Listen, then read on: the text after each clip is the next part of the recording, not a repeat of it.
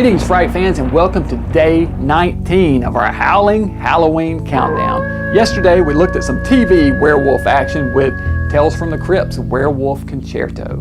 Tonight, we're going to pick another one at random and take a look at it. Here's our giant jack-o'-lantern. We'll reach inside and see what tonight's movie is going to be.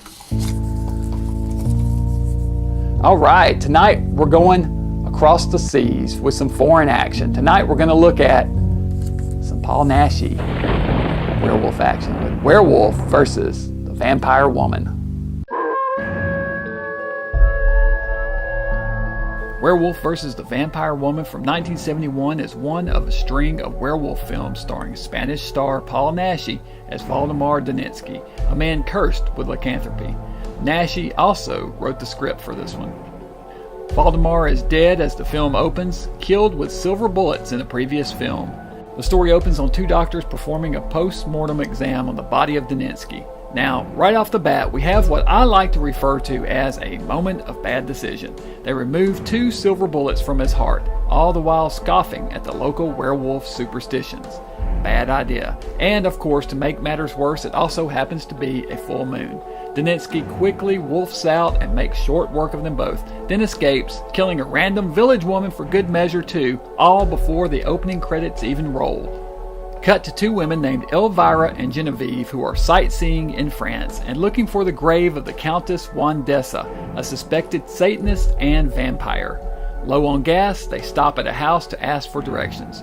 They run into Valdemar, who invites them to accept his hospitality and stay with him for a few days. He helps them find the tomb of Wandessa, and we quickly get moment of bad decision number 2. They open the grave to find the Countess has a silver cross embedded in her heart. Despite the legendary warning to the contrary, Genevieve removes it, cutting her hand in the process, which then bleeds into the mouth of the Countess. You can guess what happens next. She is brought back to life, and in thanks for reviving her, she visits Genevieve that evening and turns her into a vampire too. And on top of all this, we have Valdemar, who is turning into a werewolf each night and going on a killing spree.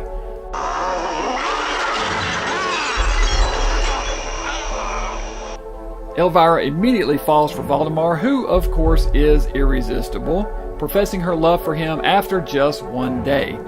When the two vampiresses turn their sights on Elvira, fangs and fur clash, and it's up to Valdemar to stop their unholy reign. One thing about Spanish monster movies, they throw all sorts of random elements into the mix.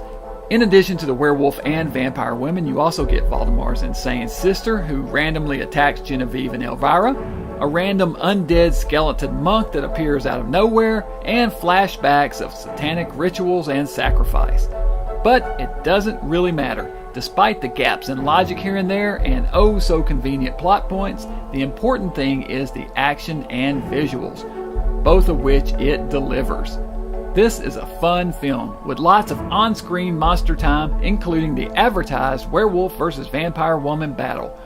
Worth tracking down. There's a so-so print on YouTube, and it's available in cleaned up form on both DVD and Blu-ray as well, under both this title as well as its alternate title, Werewolf Shadow. 4 skulls. So you just knew Valdemar Daninsky was going to pop up on this list at some point, didn't you?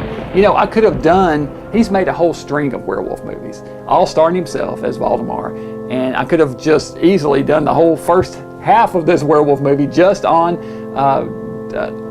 Paul Naschy's performances as the werewolf. They are always a lot of fun, and this one in particular is a fan favorite. I'm not sure if it's my favorite of his werewolf performances. I'd have to kind of revisit all of them. I know I really like the one with the Yeti a lot also, and it seems like the Dr. Jekyll one was really good as well, but Vampire Woman, since this was a favorite of so many people, I thought that I'd go ahead and talk about this one this year.